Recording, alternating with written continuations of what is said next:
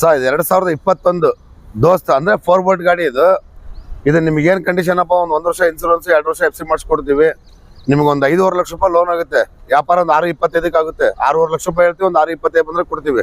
ನಿಮ್ ಪ್ರತಿಯೊಂದು up to document CC condition ಕೊಡ್ತೀನಿ. 2021 ದೋಸ್ ಪ್ಲಸ್ ಇದೆ, ಮಾಮೂಲಿ ಗಾಡಿ ಇದೆ.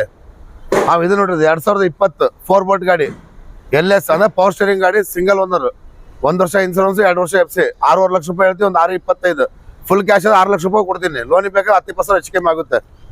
ಇದು ನೋಡ್ರಿ 2019 ಇದು ದೋಸ್ ಪ್ಲಸ್ ಅಂತಂದ್ರೆ 5 ಗಾಡಿ. ಇದು ಡಾಕ್ಯುಮೆಂಟ್ ಫ್ರೆಶ್ ಆಗುತ್ತೆ.